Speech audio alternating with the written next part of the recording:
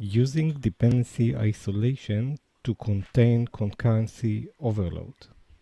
This is from the Amazon Builder Hub blog by David Janacek. Algorithms imitating life. When I was in high school, I worked summers as a bank teller. My job was to handle transactions, typically deposit and withdrawals, for customers who came into the bank.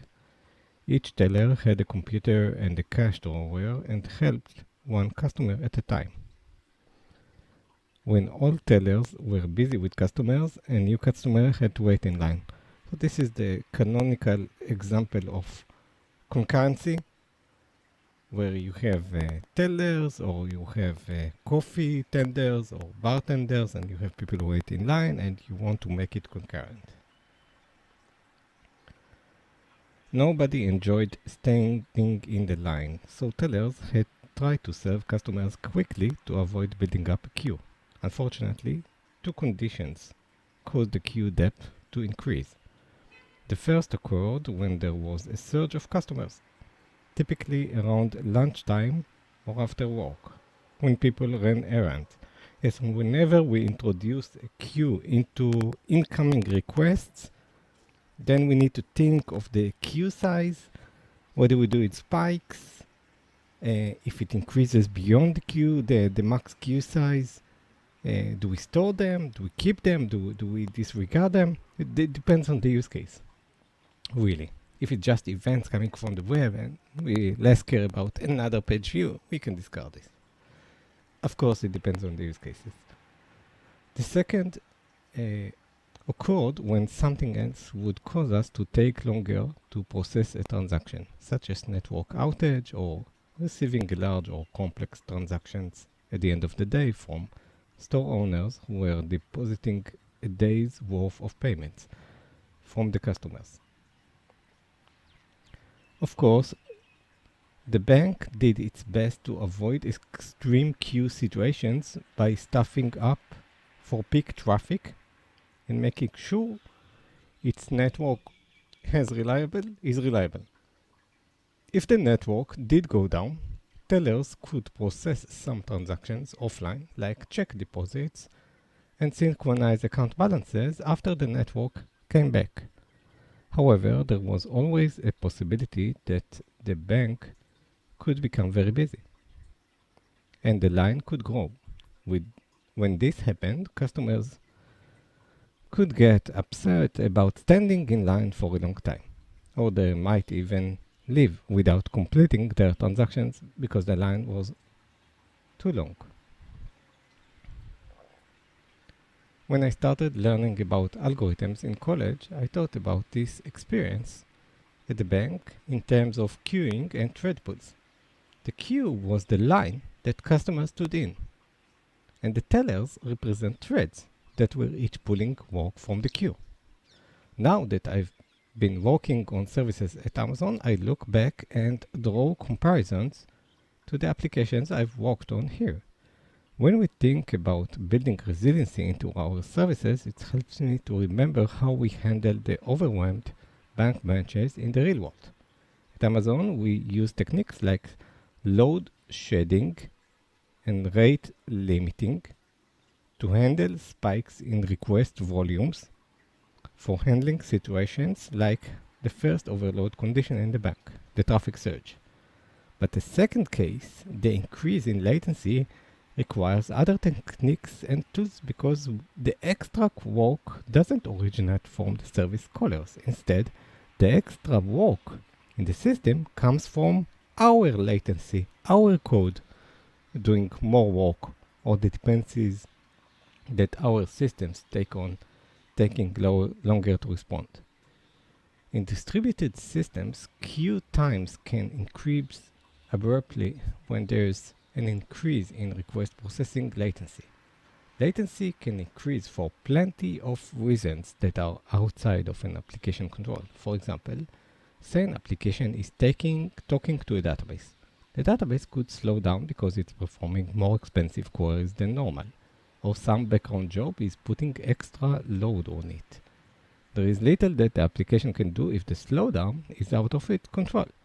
However, the application can make sure that its APIs that don't depend on the database or request that could have been served out of a cache still work even when the dependency is slow. At Amazon, we call this technique dependency isolation. So I get where they're going to. I once had such a use case.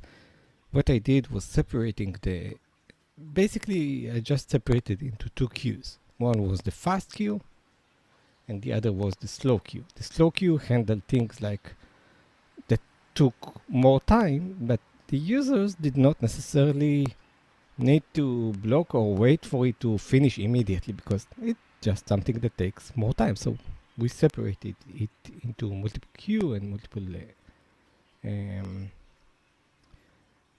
so the user that did the fast operations were not blocked by the slow operations. The slow operations blocked each other, but they were in any way slow.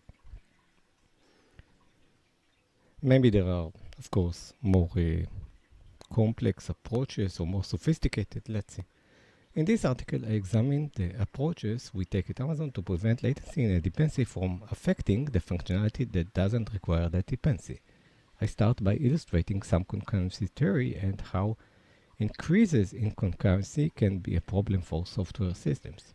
Next, I explore how we use circuit breakers called bulkheads to help systems degrade gracefully in the face of an increase in concurrency. I move on to share some of the edge cases and practical considerations around using bulkheads with partition data, stores, caches, and sections of business logic that have variable latency. Finally, I show you a few examples of how some AWS services, such as AWS Lambda, implement bulkheads to isolate internal dependency behind the scenes. It appears that they have more sophisticated solutions. Thinking in terms of concurrency. We refer to the number of requests that a service is working on at a point in time as the service concurrency. When a request is being actively worked on by a server, it consumes resources like CPU for passing or performing authentication. But when the request is idle, such as when it's waiting for him or database query to return, it still consumes some resources on the server, such as memory, sockets, file descriptors, or threads. Therefore, when we think about the capacity of a server or other limits in our software, we have to think about its limits that are proportional to the concurrency. There are factors that increase the concurrency of a service. First, if the incoming request rate increases, the service concurrency increases. Second, if the incoming request rate stays the same, but the processing time for each request increases, the concurrency also increases. This relationship between request rate and latency is described in Little's law, which states that concurrency is equal to the arrival rate times the latency. Number of requests that are arriving times the latency. One way to analogize this to the real world is to picture the number of customers who are inside the bank, which is illustrated in the following diagram. Scenario 1 shows at most one customer at the bank. Scenario 2 shows an increase by 3 times in the customer arrival rate, with each customer spending the same amount of time in the bank as those in scenario 1. Scenario 3 shows customer arriving at the same rate those in scenario 1, but spending 3 times as much time in the bank. Both scenario 2 and scenario 3 show that concurrency has increased 3 times compared to scenario 1.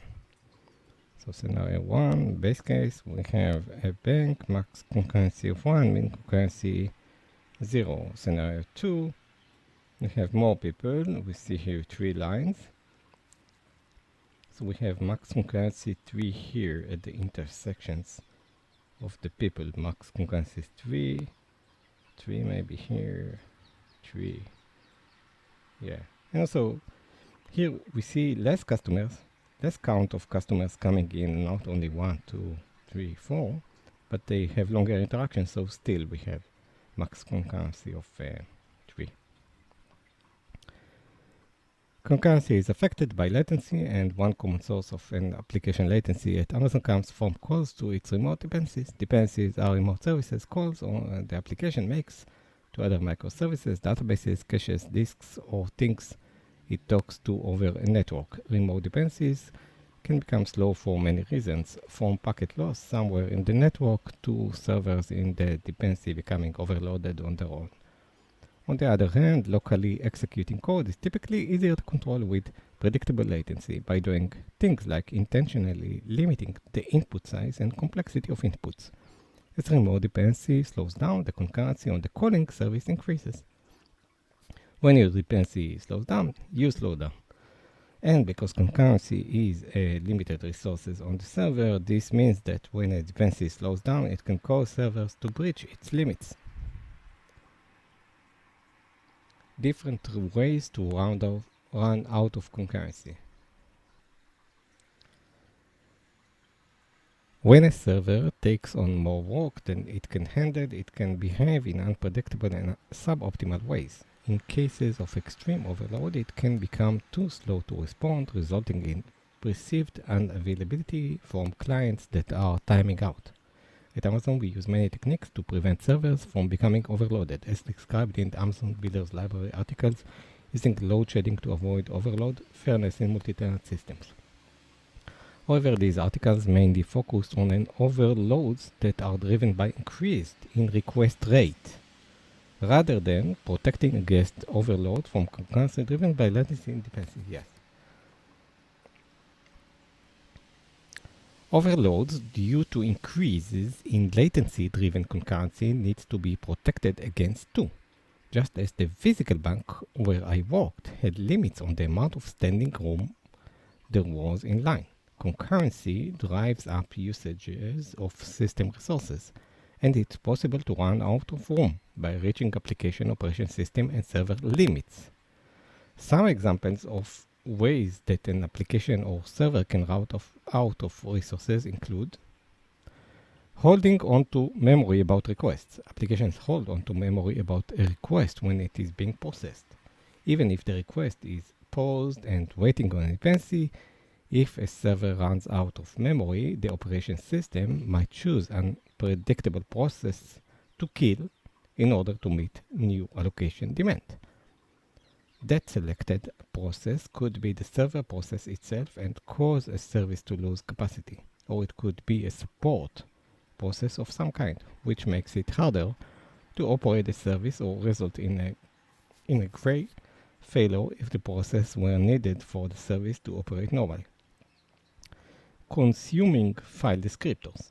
When an application opens a file to read from, or a socket to use to talk to a remote dependency, it consumes a file descriptor. Operation systems protect themselves from being overwhelmed with keeping track of too many file descriptors by limiting each process to a certain limit. Reaching maximum connection pool configuration, applications often communicate with the dependencies through connection pools, such as databases, connection pools, and HTTP client connection pools. These pools are often limited with some configured maximum value. If the latency to that dependency increases, more connections in the pool are utilized concurrently and the maximum can be reached, resulting in errors. Filling up thread pools. Applications use pools of threads to process work. If the code running in a thread makes blocking call to a dependency, then the thread is unusable for making progress on other work until the remote call returns or times out. Thread pools are often configured with an upper bound in terms of number of threads, so increased latency in a dependency can result in a thread pool filling up. Non-blocking programming models can help avoid these particular bottlenecks by making our operations run asynchronously, thus freeing up threads for other work. However, even these applications can run out of concurrency by shifting the bottleneck from threads to other kinds of constraints resources listed here. Also, I would add that also asynchronous applications offload some of the operations into threads behind the scenes. Increasing queue depth. Applications use queues to buffer incoming work and to exchange work between internal parts of an application. If the time to process each item in the queue increases, the depth of this queue increases. This is what we discussed earlier about the maximum size of the queues. If the queue grows unbounded, it can cause the server to run out of memory. Even if bounded in size, queues can still cause problems. If a queue is consumed in a first in, first out algorithm, then by the time work is pulled off the queue, it might be too late for the work to be completed in time, but the application will work on it in any way and waste resources on the server and any dependencies it calls. Implementing an overall concurrency limit. So here he begins to discuss the solution. Not sure this probably won't be the final one, but we begin to discuss potential solutions. And we begin with the naive ones of implementing overall concurrency limits. With a variety of failure modes and the difficulty in predicting their effects on a system, it's important to use bulkheads to limit the amount of overall concurrency in the system to prevent overload. Implementing an overall concurrency limit is relatively straightforward. When a service receives a request, it can count up on a variable, and when it completes the request, it can count down on that variable. If its value exceeds some limit, the server can simply reject new work until the measured concurrency dips below that limit. Although concurrency limiter will prevent overload driven by increase in latency, it can still be improved upon to help service degrade more gracefully, not just rejecting requests. Services often expose multiple APIs, and a particular dependency might only be needed for a subset of its APIs. So if a dependency becomes slow, we want to ensure that only that functionality of the service that depends on that API is affected by the concurrency limiter, and the other functionality that doesn't need dependency keeps working. Yes, so here we started with the global limit, and now maybe we have specific limits. Using limits to control the blast radius. One simple approach for isolating dependencies from each other is to limit the dependencies' concurrency separately by creating a different bulkhead for each dependency. To give you an analogy of how this would work, let's go back to the bank and talk about a real-world scenario. As a bank teller, I'd handle two types of transaction, cash or check. Check deposits or withdrawals were quick because the transaction only involved validating and data entry. But cash deposits took longer. Cash transactions required a very careful counting of cash and coins. Sometimes they required asking a supervisor to go to the vault and either retrieve or store larger amounts of money than I could hold in my drawer. We'll call this cash miss. When the bank was busy and the line backed up, the people who had a transaction that they thought would be quick to process, like depositing a check, were the most upset. Sometimes a customer with a large cash transaction would let other people behind them in line go first, which was very considerate. Sometimes the group of tellers would ad hoc organize into two sets. That's what we said in the beginning, two queues. One for the slow, one for the fast. An express set for quick check-only transaction, and then everything set for handling any type of slower transaction. This kept the average queue time down, and also reduced the total number of customers in the bank at any time. The following illustration shows a bank with a slow line for cash transaction and a second express line for check transactions. So we have the bank and we have slow line and the fast line. In extreme cases, all cash transactions started taking a long time while the supervisor went to and from the vault. So even with a separate express line for check transaction, eventually the bank filled up with customers waiting for cash transactions.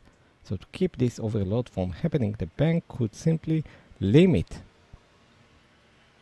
So we have a split to two queues, and now we have a limit on the length of the line for the slower cash transaction, ensuring where there was always room in the bank for check deposits.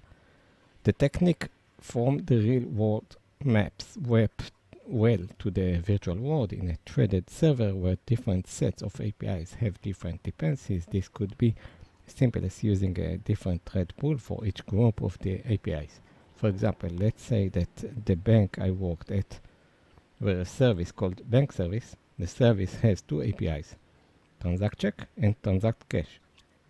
The transact check API depends on the ledger and does simple bookkeeping, while the transact cache API depends on the same ledger but also on the vault service. The following diagram shows how the transact check and transact cache work using the architecture. To protect dependencies from each other, let's say we implement the services using two thread pools. So we also separate things to make things less dependent one on another. So here we separated also the thread pools, each with its own maximum size. Even if the vault service gets low, only the transact cache thread pool fills up. And the service keeps serving transact check calls without any degradation. To the end users of this service, the result is positive. Instead of the whole bank service being affected when the vault service is low, customers can still conduct check transactions. This approach works in a non-blocking server implementation as well, but instead of having a separate thread pool for each API, we maintain a numeric variable to count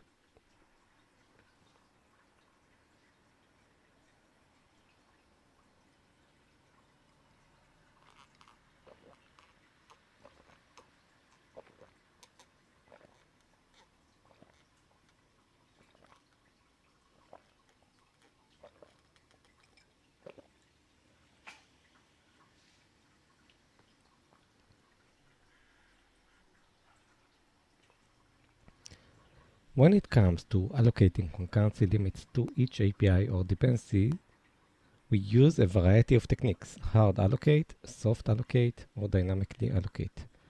The simplest option is to hard allocate the available concurrency to each API, going back to the bank service example. Let's say we perform a load test against the service and find that it can handle 50 concurrent requests, regardless of the mix of the two APIs, because we can't predict which API will be called more than the other. We set concurrency limit of each API to 25. That just gave each API half. Unfortunately, hard allocations make full resource utilization tricky if our clients end up calling the transact check API far more often than the transact cache API. We start returning errors, even though the server utilization is low. Clients change their access patterns unpredictably, making it impossible to pick up the perfect allocation upfront. Another option is to soft allocate the available concurrency to each API. Instead of hard allocating 25 concurrent requests to each API, we allocate a little bit more, 35 concurrent requests to each API, and limit the service globally to handle 50 concurrent requests as a whole. Now, if the traffic distribution is different than we expected, there is some room for one API to dip into the other's API concurrency. Unfortunately, this approach has a downside as well. If one API dependency becomes slow, now that API can hog 35 threads, leaving only 15 for the other API. If the other API were still being called at a high enough rate, the service could end up still running out of capacity. Yeah, so while we gave 35 to each one, still one would, if one would capture the 35, the global limit is still 50. So the other API could be left for a long time with only 15. A more complicated approach is to attempt to balance the hard and soft approaches by permitting one. Now we drill down into how to have these limits better. A more complicated approach is to attempt to balance the hard and soft approaches by permitting one API to dip into the shared buffer for a short duration, but over time limiting it to a smaller value. This approach absorbs the burst of traffic and protects against long duration slow dependency. So it's dipping into some shared buffer for a short duration, but over time, limiting it to a smaller value, so it's even more dynamic. This approach absorbs bursts of traffic and protects against a long duration, slow dependency, but has the same problem with sustained traffic as the hard allocation approach does. If that extra concurrency was actually being helpful before it was retouched back, this approach is complex, and it's difficult to prove its efficiency in every workload the service will see in production. A comparable way to frame these approaches is to categorize work as droppable or non-droppable. Ideally, of course, service doesn't drop any request, but at a moment in time where a service is out of capacity, it has to make a decision. At some high thresholds, at say 90% of the service's maximum concurrency, the service begins rejecting droppable work and only accept work that is non-droppable. This prioritization can be extended to involve more categories, each with its own droppable threshold. And of course, we can have dynamic allocation and allocate more machines, but we didn't get into this. Even when we get more machines, there is time to get these machines. Sometimes it's fast, sometimes we can have some buffer of additional machines, sometimes we just don't want more machines. There are plenty of variations on these themes of resource allocation, sharing, and borrowing. As the approach becomes more complicated, it must become more difficult to test, instrument, and monitor to ensure that it works. Yeah, this was what I was afraid of, that we'll get into more and more complex and edge cases, and it would just not be worth it. Let them wait and monitor to ensure that it works when needed, and that it doesn't have unforeseen downsides, because more complex approaches tend to be harder to test and reason about. We strive to use the simplest approach possible, and we add more complexity only after we prove we need it through testing and operational experience. Timeouts are not enough. Timeouts are one tool we use for limiting the impact of a slow dependency. When the service makes a remote call to a dependency, we configure our client libraries to use maximum amount of time to wait for the service to return. If that timer elapses, the service might even retry in case it succeeds the next time around. So it returns access to the caller with a perceived latency increase instead of failure. Unfortunately, a retry ties up that concurrency for even longer on our service, which could cause the service to run out of concurrency if it happens frequently enough. To avoid retries, it's always good to monitor the number of timeouts we have and to minimize them. To avoid retries from becoming a problem, we use algorithms to automatically turn off retries when dependency is consistency failing. Yeah, so this would also make things more complex. So we do retries, but in special cases we don't do retries when dependency is consistently dropping. Yeah, it could make sense in conjunction with monitoring alarms and checking these dependencies and getting it up back. Our approach to timeouts and retries is described in the Amazon Builders Library article Timeouts, Retries, and Backoff with Jitter. Jitter means probably that. Yeah, not everything should be timeout, not everything should be retried. Only for transitional errors. Although it's important to set retries to reasonable thresholds, tuning timeouts and retry policy is unlikely to prevent services from running out of concurrency if the typical latency for a remote call is 10 milliseconds and the timeout is set to 100 milliseconds or 1 second. Then the latency increase in dependency could still be 10 times or 100 times increase in concurrency, which would likely overload the service. Instead of focusing on timeouts as a concurrency protection mechanism, we instead configure timeouts based on other considerations, such as aligning the timeout configuration of the dependency we call with the timeout that our own caller is using, to avoid wasting work when our caller stops waiting for a response. To contain the concurrency-related blast radius from a pathologically slow dependency, we focus on getting the right concurrency bulkheads in place around each client with the limits we said above, etc. It's not always the dependency's fault. So far, we've described dependency isolation in terms of dependencies slowing down. However, at Amazon, we've seen that a service can slow down and sometimes hit concurrency limits even when its dependencies are fast. For example, a dependency might start returning errors. Maybe these are server-side errors, or maybe dependency is throttling the service's request because it is being called too often. In either case, sometimes the client libraries or SDKs will automatically retry. After all, retries can paper over the transient error and improve your service's overall availability, but the problem with retry is that it increases the application's latency through that code path. The problem is greatly amplified by backoff between retries, in which the client will intentionally slip in between attempts. So although the actual latency of the dependency might be fine, the application slows down dramatically because of the way it interacts with the dependency. I wish there is a summary of the path they've taken because there are so many paths here to take. Right. It could be a flowchart of.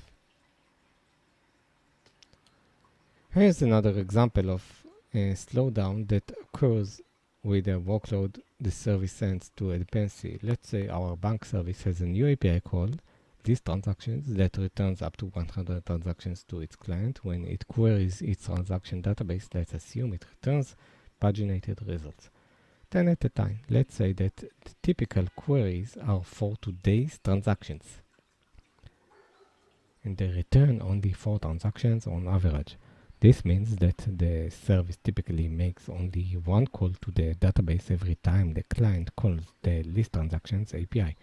But if clients start performing queries over longer time ranges that would return 100 transactions, the service would need to make 10 back-to-back calls to the database.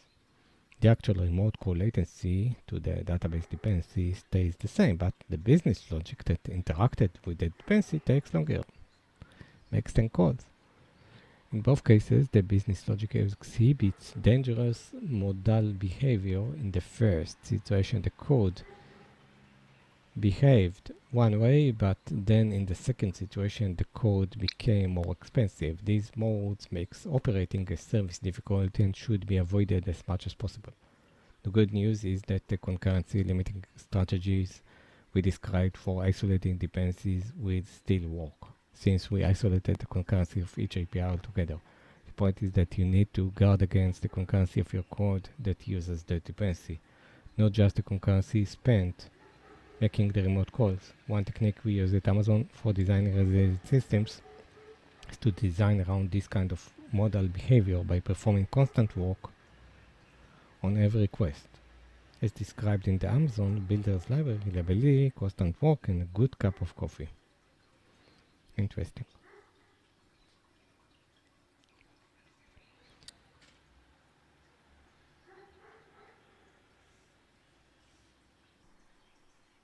So, how micro of a microservice? That's another way to deal with the issue of dependency isolation that's more structural. Split the services into separate services. This approach is common at Amazon because service-oriented architecture is deeply embedded in our DNA. However, it can still be difficult to decide how many smaller services. Also, these services would need to kill each other. There would be whole timeout. To split a larger service into it requires weighting factors like operational overhead, scaling, deploying, and overall system complexity. However, we find that dependency isolation is useful to lens to look through. If a dependency has multiple modes of operation, like serving different APIs with different sets of dependencies, then we can make our overall system more reliable by operating them independently as separate services. Taking this a step further, when we implement our services using AWS Lambda, we can configure each of our APIs to execute as a different Lambda function. A feature in AWS Lambda called per function concurrency lets developers reserve a maximum amount of concurrency for each Lambda function. That way, because functions have different dependencies and different failure modes or different spikes, they isolate from affecting one another. In a sense, we've taken our experience with dependency isolation and backed it into AWS Lambda to make it easier for developers to implement. Fortunately, breaking a service into multiple services for dependency isolation has gotten easier over time, and it can be done without complicating things for the clients of the service. Amazon proxy services like application load balancer and Amazon API gateway enable service owners to present a single endpoint to its callers, but route different workloads to different services behind the scenes. Okay, so splitting to services. With regards to the trade-offs of when to split and when not. Dependency, isolation, and caching. When I worked at the bank, not every transaction involving a cache required me to ask my supervisor to go to the vault. Instead, each teller had their own cache drawer for keeping small amounts of cash, for accepting small deposits, and taking out small withdrawals. If my cache drawer had a balance that was too high, I'd ask my supervisor to store the excess in the vault. And if the customer wanted a large withdrawal, I'd ask the supervisor to get more money out of the vault. In a way, this model loosely maps to a service architecture that uses a database, the vault, and the cache. The cache drawer pun actually intended, even though at Amazon we don't tend to assume anything about durability in a cache. When we use this database with a cache architecture at Amazon, we are careful to assess the risks of modal behavior. As described in the Amazon Builder Library article, Caching Challenges and Strategies. The following illustration shows the analogy. A bank teller, the service, uses the cache drawer, the cache, instead of the vault in interaction with customer.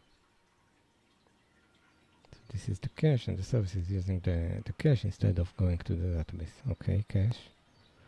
In terms of our pretend bank service, we can update the architecture to incorporate the cache drawer. As the following diagram illustrates, now before bank service calls the vault service, it checks local cache drawer to see if it had enough money there, and if so, skips the call to the vault. Bank service architecture first check the cache, then go to the vault. Now the single transact cache API has three dependencies. It's cache and the vault service and the ledger service like before. A service that uses a cache also operates under two modes. Cache hits are faster and cheaper to serve than cache misses. If the vault service becomes slow and unavailable, the bank service can still answer client requests if it has everything it needs in the cache.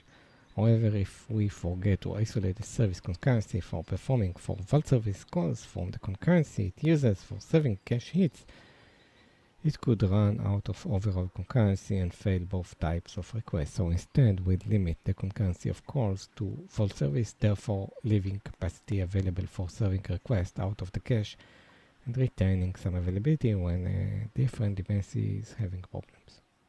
Circuit breakers and partitioning. The types of dependency isolation discussed in this article are forms of circuit breakers. Some open source libraries, like Resiliency for J, refer to this specific kind of concurrency isolation as bulkhead.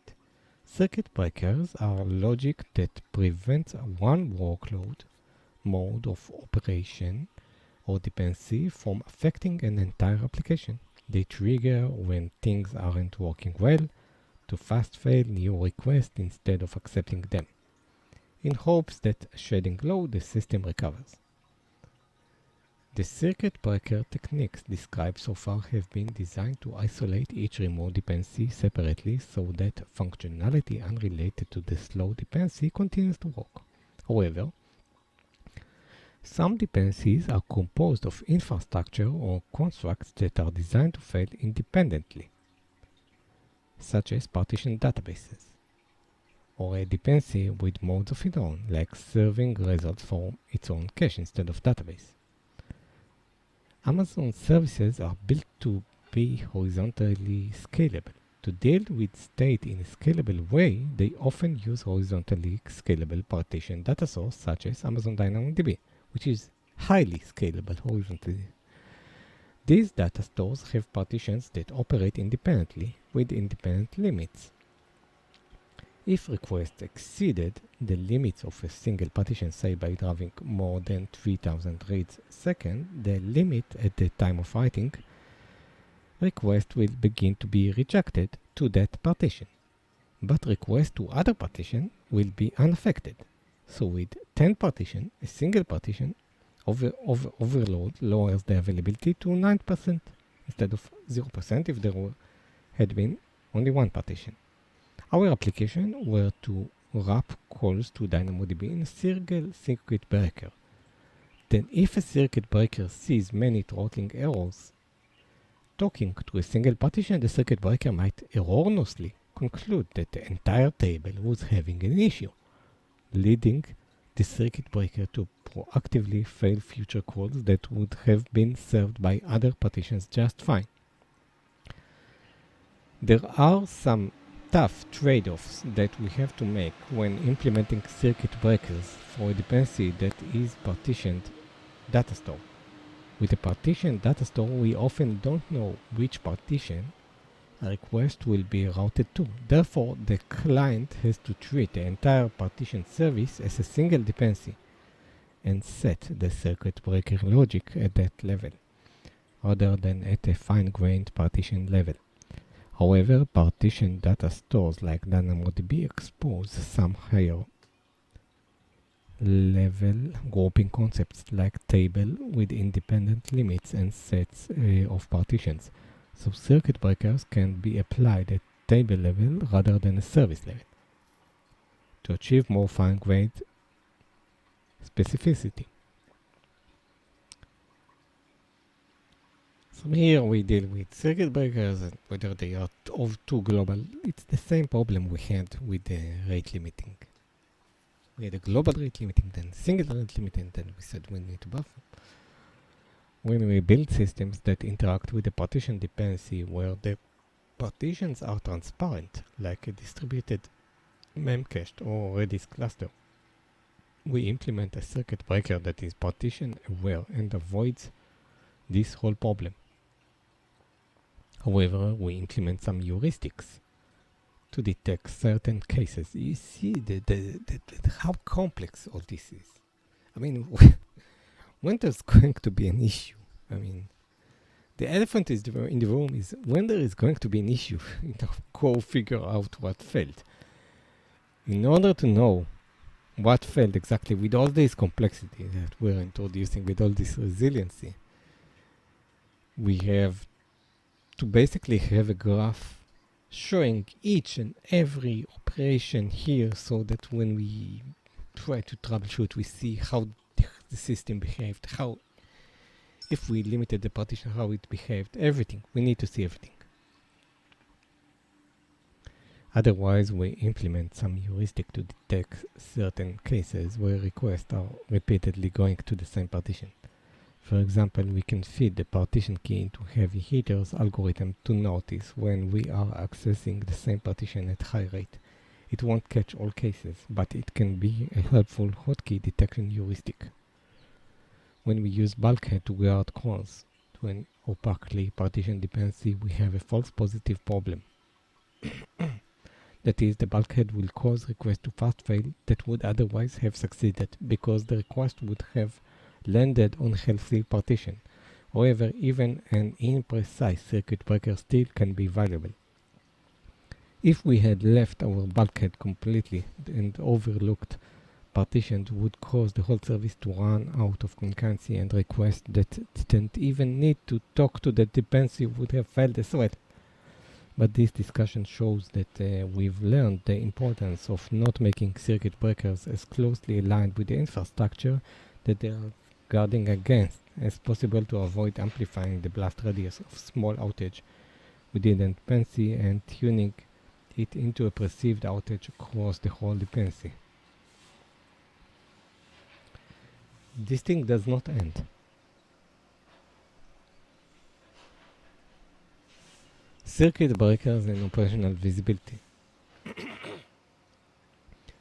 When we use circuit breaking techniques like this at Amazon, we focus heavily on the operational visibility. We need to ensure that the circuit breaker is working correctly. This allows us to see how close to various limits the service is over time to alarm. This is what we discussed, that we need to see everything. This is too complex. To alarm when limits are too close and to distinguish failures caused by the circuit breaker tipping versus a timeout or failure taking to the dependency. To accomplish this, we include instrumentation throughout the code to measure the concurrency for each circuit breaker at the start of each request. That way we can plot statistics like the median and maximum concurrency over time. This is also useful when introducing the circuit breaker in the first place, by deploying it in instrumentation-only mode. We can ensure we have the right configuration that won't cause an unintended background. We can ensure we have the right configuration that won't cause an unintended background failure rate. After we have the configuration right, we can flip it into enforcement mode. For an in-depth description of how we instrument our application, check out Amazon Business Library Instrumenting a Distributed System for Operational Visibility. Lot of good articles here, a lot of references to good ones. Dependency isolation in AWS Lambda. AWS Lambda provides a real-world example of dependency isolation. AWS Lambda is a serverless service that executes your code without the need to provision. Yeah, but it has many drawbacks. I mean, how do you test it locally, etc. It's good, but you know, there is some kind of mess when using too many lambdas. Unless it was already fixed. Fine-tune. It has its use case. As everything, there is trade-offs. To set context of how Lambda achieves dependency isolation, let's first understand the Lambda architecture and follow a request through it. It's good for, like, something happened, let's do something, but not for a service that continuously processes requests. When you call Lambda, you are talking to the Lambda frontend invoke service. The frontend invoke service performs authentication and request validation and orchestrates the execution of your function in the Lambda backend. AWS Lambda runs your code in execution environments on instances called workers, which it creates on the fly as needed. Spinning up execution environments is fast but not instantaneous, so Lambda does its best to reuse each execution environment for a while before tearing them down after they've been idle for a period of time. The worker manager is in charge of keeping track of which execution environments already exist for each function. When you invoke your function on Lambda, the frontend invokes service asks the worker manager to look up the location of suitable execution environment. However, there might not always be an idle execution environment for your function already running on a worker. In this case, the worker manager asks the placement service to figure out the ideal worker on which you run your new execution environment.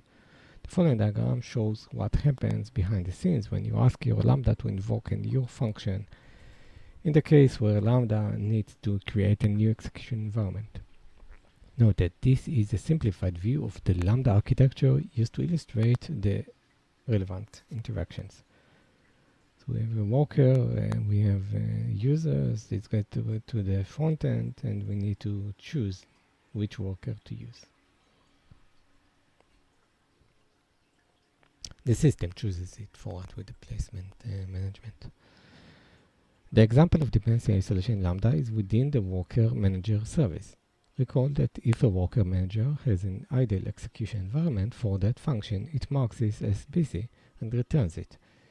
If it doesn't have an idle execution environment, it calls the placement service for a new one to be created. This introduces two modes of operation for worker manager. It responds right away when it already has an execution environment for your function, the warm invoke path, and it takes slightly longer to respond when it needs to ask the placement service for a new execution environment. Worker manager doesn't know whether or not it's going to call the placement service, so it has one thread pool for handling all of the requests. Because worker manager operates in two modes described earlier, it protects one mode from affecting the other. For example, So now we are given an example of a service that gets a lot of load and has two modes of execution. One is fast, one is slow. For example, it limits the number of threads that can be concurrently waiting for a placement service to respond. That way, if a placement service were to become slow, worker manager still has plenty of threads to handle the warm invoke path and route invoke request to the execution environments that are already running. Of course, we put a great deal of engineering effort into continuously improving the performance and resiliency of placement service. But we still find that it's important for clients of services like worker manager to isolate their different workloads to limit the blast radius of their dependencies, so that only functionality in a service requiring critical dependency can be affected by the issued critical dependency. Concurrency isolation in Amazon EC2. Concurrency isolation is also something that Amazon Elastic Compute Cloud EC2 service teams think about a lot. AWS regions are composed of multiple isolated availability zones that are designed to be independent. Each availability zone is separated by meaningful physical distance from other zones to avoid correlated failure scenarios due to environmental hazards like fires, floods, tornadoes. Each availability zone has independent physical infrastructure, dedicated connections to utility power, standalone backup power sources, independent mechanical services. Availability zones are separated, and independent network connectivity within and beyond the availability zones. When your instance interacts with an Amazon EC2 control plane, the part that launches instances or returns details about your running instances, it is talking to an endpoint for the region that your instance lives in, even though your instances live in a particular availability zone within that region. This is so you can describe your instances in a region by providing their instance ID without having to remember which availability zone you launched it into. After the Amazon EC2 regional control plane performs the minimal logic to validate, authenticate, authorize, and figure out the relevant availability zone for your request, it forwards your request to a separate service that handles requests only for instances that live in that availability zone. This way, most of what happens behind the scenes in the Amazon EC2 control plane logic and dependency is zonal, sharing fate with the availability zone infrastructure it runs in. This means that if an Amazon EC2 has trouble launching instances in one availability zone, you might not be able to launch describe instances in that availability zone. So here they say that most of the logic of launching things in specific availability zone is in the specific availability zone so that it won't affect other availability zones, which makes sense. But you can launch or describe instances in the healthy availability zones. However, there is still a global point of failure, region 1 endpoint for Amazon EC2. Amazon EC2 has gone to great lengths to make this region-wide endpoint operate smoothly in the face of impact to a particular availability zone. Ultimately, this comes down to a here conclusion. This means we're beginning to reach the end of this. Ultimately, this comes down. It's a good article. It's very clear. It's a good one. A little bit too long, maybe separate it two parts. Ultimately, this comes down to having strict and it would be good to have a summary here of the main points. Ultimately, we have ChatGPT for this today and Bard to ask them to summarize this. After we read this, it was really good to read this and see the flow, how to think about this, how to start with. Let's finish this and then brief discussion. Ultimately, this comes down to having strict resource isolation, including concurrency and thread pool isolation in its front-end regional endpoint, using separate resource to other zonal services, each in availability zone. More about how we build the Amazon EC2 control plane around availability zone is described in Amazon Builders Library. Conclusion. In a service-oriented architecture like ours at Amazon, each service is likely to have multiple dependencies. If one of the service dependencies becomes slow, that service also becomes slow, driving up the amount of concurrent work in the service. Because that service has limits on how much concurrency it can handle, threads, memory, sockets, a slow dependency can have an impact on the entire service, affecting even the APIs in the service that don't share that dependency. At Amazon, our service-oriented architecture is many layers deep. A service might make a synchronous call to another service, which makes a synchronous call to another service, and so forth. It's deep. In this model, a significant latency increase in a downstream service is increasingly difficult for an upstream service to deal with, the further it is away from the source of the slowdown, and it's harder to deal with the slowdown that is to deal with other modes like fast failures. With fast failures, upstream applications can use techniques like stale caching to mask problems in dependencies. Latency complicates this by making handling more difficult, and it consumes resources in the client applications also. This is why we prefer to implement services that fail fast rather than trying to queue up work. Interesting. And it reduces the model behavior. Because this makes it complex. Maybe just better fail. Fortunately, we have, and when you fail, you'll get these failure notifications, and so we need to think of why the system failed and do the fixes. Fortunately, we have found ways to contain the impact of slow dependency to only the APIs that depend on it. We do this by separating thread pools or using simple counting variables to reject excess work for each API dependency. If we are concerned enough about the impact of one API on another, we will even split the APIs into separate services. More generally, services might have multiple modes, different APIs with different dependencies, different code paths depending on input, different request or response sizes, and different caches.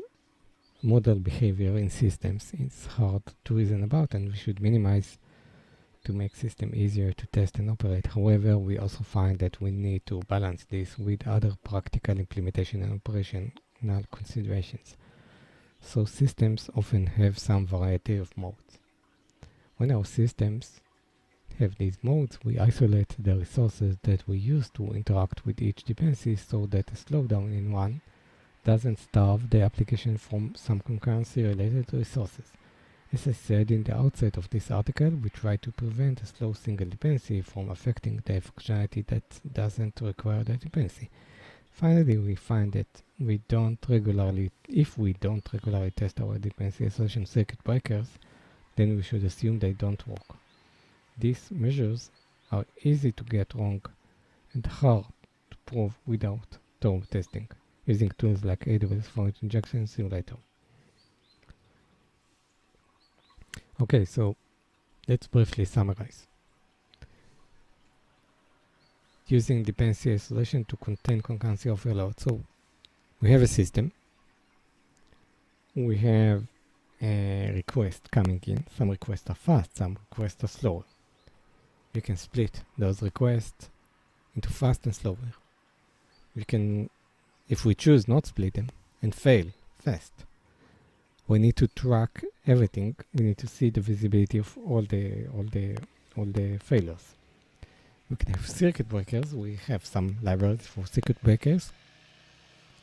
And we can also have rate limiting. When we have rate limiting, we have multiple options. We have the static option to rate limit. And we can play with the rate limiting. It can be global, it can be specific. We have timeouts. We need to take care of the timeouts. They tend to think of the timeouts as something that you should consider what is your client's timeout, and based on this have the timeouts. And they given the example of paging, when you have when your service makes 10 requests. They've given the example of lambdas and EC2 as an example of something that takes longer amount of time. It's an example of resiliency. In the lambdas, they said that sometimes they need to start the instance. If the instance is warm, it's fast. If it's not, then it's slow. And in the EC2, Um, they said that try to make the core logic of starting data sets in single in a region as smooth as possible, possibly potentially with as little logic as possible, and move everything to a smaller blast radius to the actual availability zone. Okay, so there were many techniques here using dependency isolation. There were some suggested libraries. I think the thing to take from here is that people have already thought of solutions. This article summarizes it pretty well. The first thing to do would be to monitor these things, to get them into graphs, and then gradually add, only if needed, some resiliency patterns. Maybe start with the fail fast, and then fix the problems. Maybe we don't have a problem. Maybe we can just increase the queue size, and it will be better. There are many potential solutions. And also when we impose these solutions, we can harm the system on another way. So we cannot hold always both the rope from both sides, as they said with the DynamoDB and the partitions. So if you have failure from one partition that's only 10% of the total partitions, then you don't want to apply a global limiting on the service. So this is a great pointer. This is a great pointer to dealing with resiliencies and thinking what to do. And they have also pointed to a Java library that does this circuit breaking. I think we'll follow up with some of the links here in future posts. So this was using dependency isolation to contain concurrency overload.